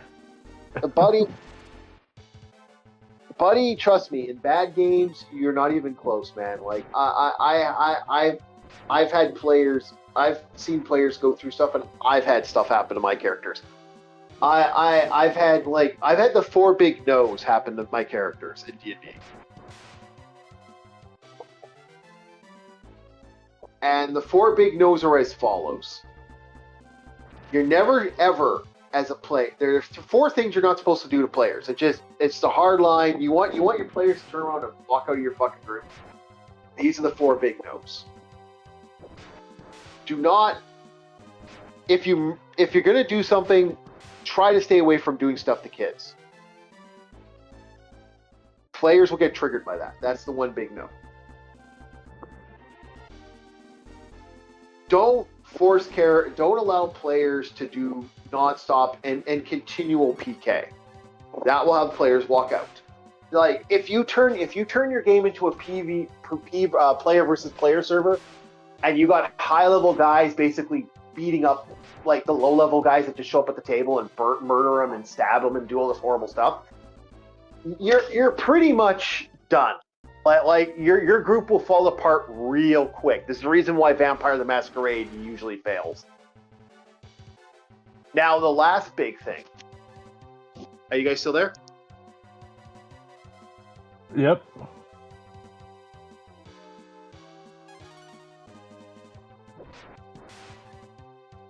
Don't do horrible stuff to kids. Don't get graphic about that shit. Like, don't go overboard. You're not supposed to no one wants to know about some seriously traumatic shit. Like that, you want players to walk out of your table, walk away from your table. That's how you do it. The last one is, and this is one of the last ones. never let your players assault other players. And what I mean by that is, I mean by assault the fun one. It starts with an R. If you have characters show up at the table and they want to play the game, and you have other I had one player, he's playing this female character, and she was a beautiful, beautiful elf. And Buddy started rolling dice, and he's like, "What are you doing?" Well, my character, I was determining if my character was going to assault your character. If you get what I'm saying, yeah. This is why you always have a crowbar or pipe wrench at the gaming table. Yeah. And maybe a wood chipper out back. Yeah. We don't condone that level of stupid. I've even said that to some players. I'm like, don't do that. Don't just fucking don't. You want to piss off players.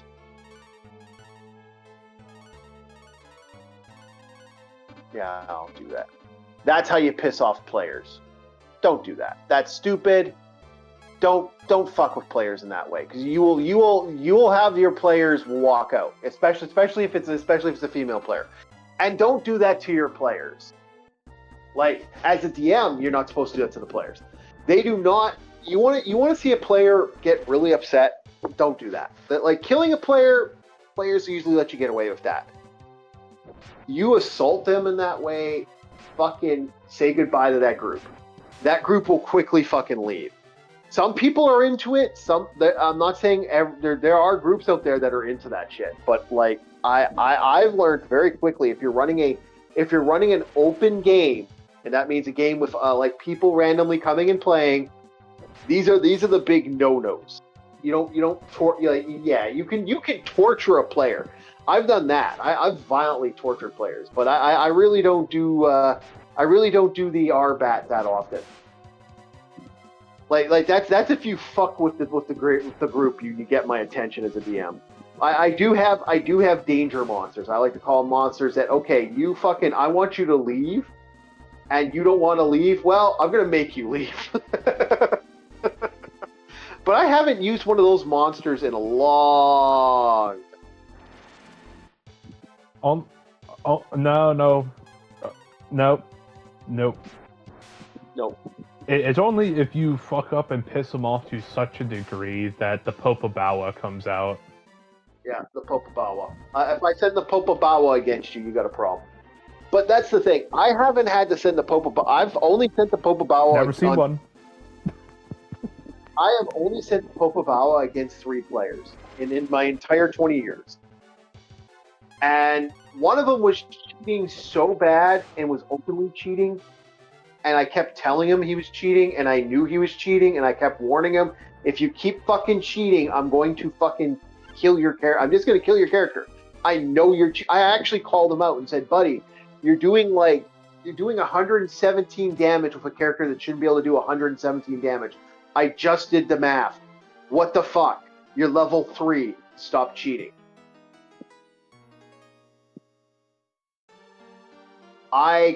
And he, what are you gonna do about it? Okay, yeah, he got an encounter.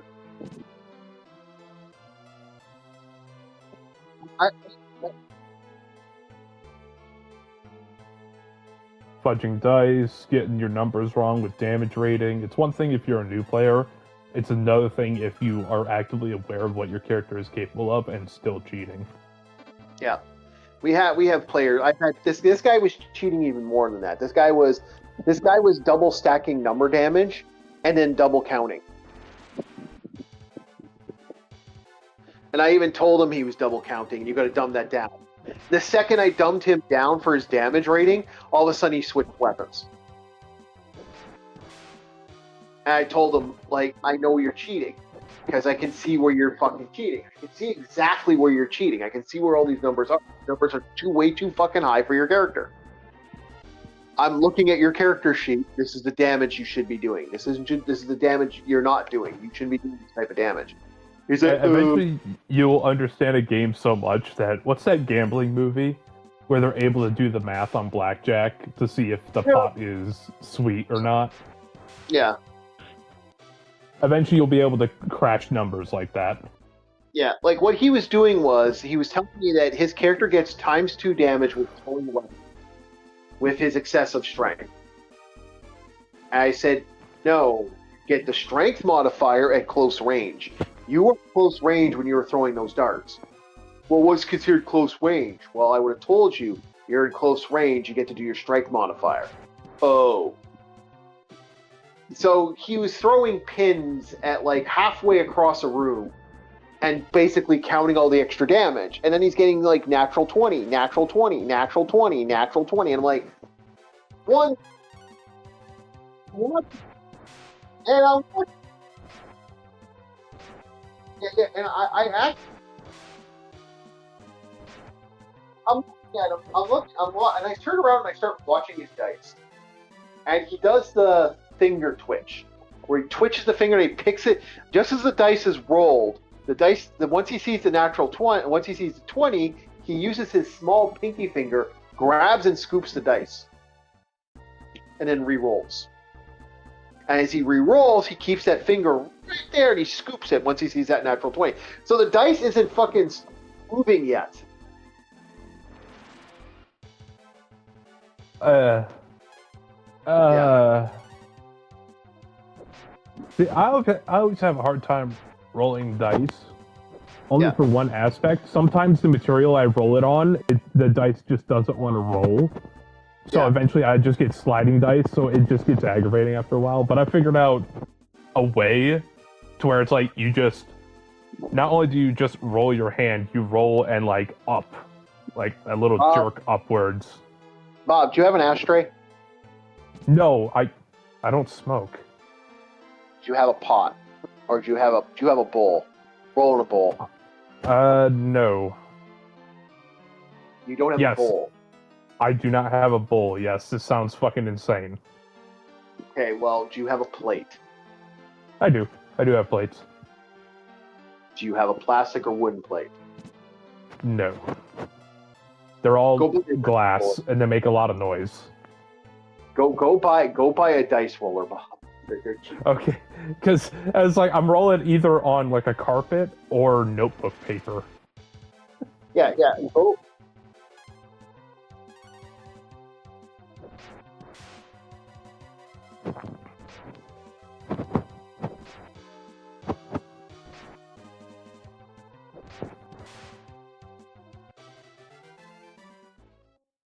Okay. Rum. Go to your friend's place. Go pick up some dice, or go buy dice online. Buy 2 sets. That's all you need, and you'll be fine.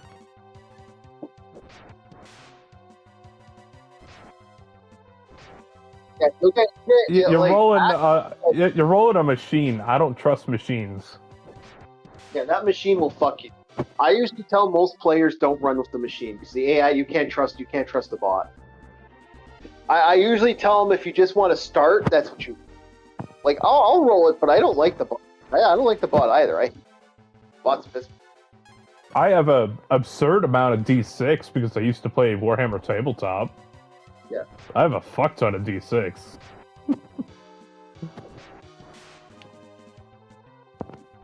Yeah, there you go. Mail your dice, or you could legitimately just get them on Amazon. They're a joke cheap. As long as you go like, right?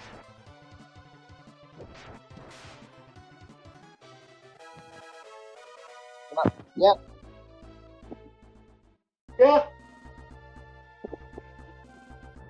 Because the bot doesn't see it that way.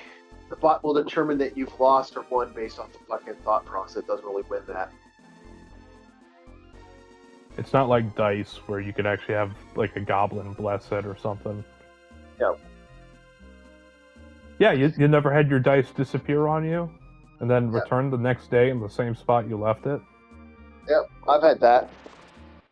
Dice goblins are real, Bob. I know. Yeah, I just call them little guys. They're your house hippos. Nice. Nah, my house hippo does not like eating dice. No, they play with your dice. Listen to me. I didn't say eat your dice. They play with the dice. I don't know. For some reason, Deezer's not a fan of dice. He'll mess with my cards, but he won't mess with dice.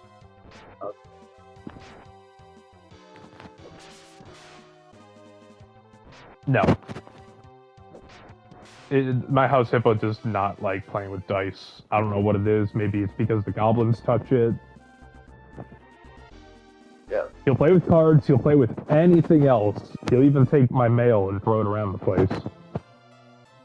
It's like a cat sometimes. Yeah, my house hippo likes to fucking throw around my socks. I'll always find extra socks, like I'll find dirty socks that went to mental sitting at the bottom of my thing about an hour later. What the fuck? But that's the thing about it. Come on, Panda. Where's your house hippo? What's he up to? Yeah. So like I said, there are two types of guilds. There's the gilded guilds, and then there's the free leaguers. Bob is not a free leaguer. Bob has not been playing a free leaguer in a while. He's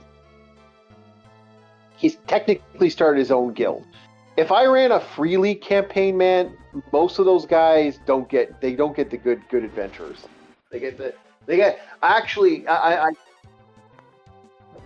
the ones where you might die, where they don't care if you go, like, they don't care. They're sending you out to go die if they don't give a shit. Like Bob on the boat at the beginning. Yeah, no, like, I've always told players, you never know what's going to happen. In my game, you never know. Like, I'm not against, like, I don't want it to happen, but if it happens, you guys die, I'm okay with a TPK, total party kill. I'm okay with it. It happens, it happens. I'm sad. It happens, it happens. That's how it works. I think some players are kind of pussied about that. Some DMs are like, ooh. No, fuck yeah, no. If a player's gonna die, let him die. Like honestly, if the greasy streak would have beat the party to death, or would have killed one of the players, and you guys would have bled out, that would have sucked. I would have felt bad. I would have thought that's what was gonna happen, because I was like, I'm at one hit point. Oh god. No. Oh god. Yeah. Again, I have no problem. And again, I'm going to tell you this right now. Are you guys going to remember the fight with the nobodies that basically you fought? Do you guys remember the nobody fight that you guys had before the greasy streak? Or do you guys remember the greasy streak? No. Yeah. You were there. You were there.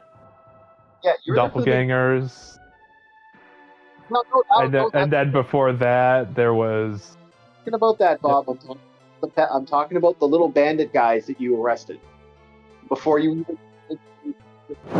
Yeah, the ones that tried running away just before we ran into the naked streak. Yeah. Yeah, the goons. Yeah, the goons. You guys don't remember the goon fight because that was an easy fight.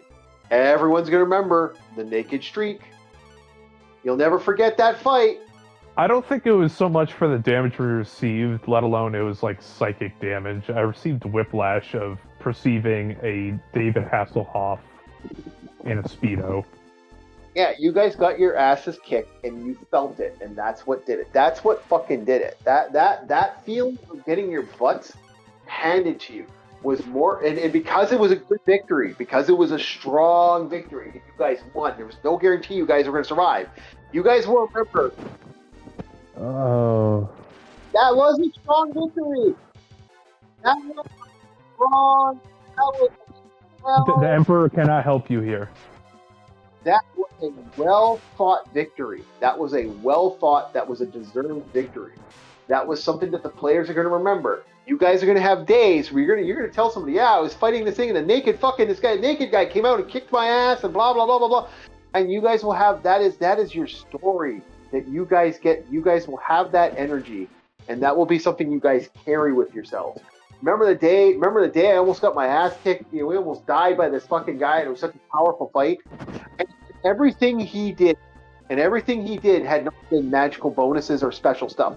There was nothing he had that a player couldn't pull off if they wanted to.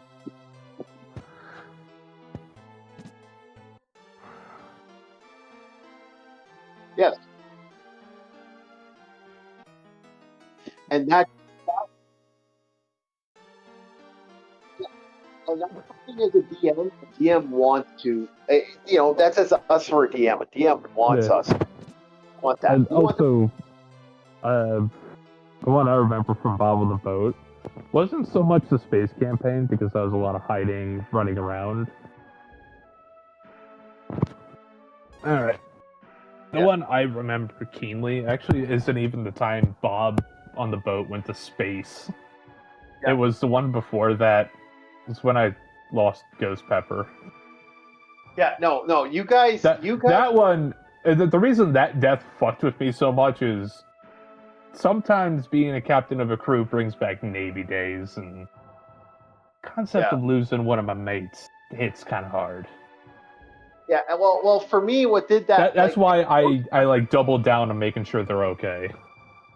Yeah, but that's the thing about Ghost Pepper. That also was great because Ghost Pepper left you that little gift at the end. That was so brutal. Like that was, and again, that is a hard fought win. That's a hard fought death, and that was, you know what? His character's going to be forever remembered. Ghost Pepper will like Nico's character is a guy that used to play in the group.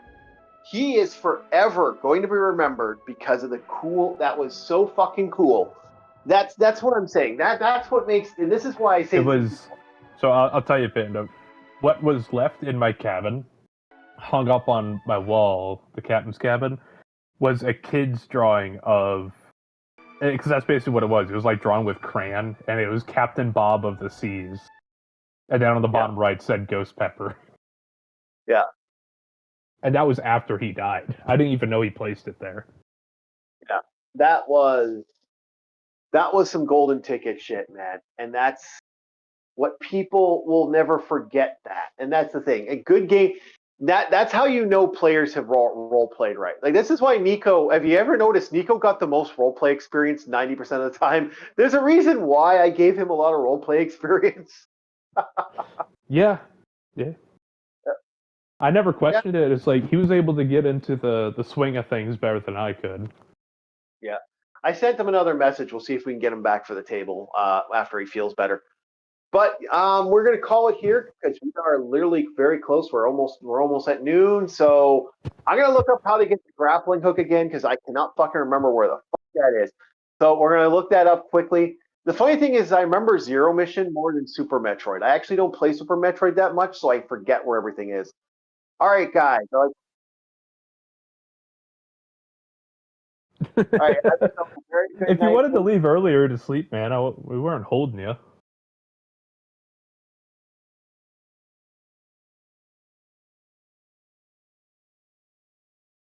All right, guys. We will talk to you later. Thank you so much, boys. We'll see you.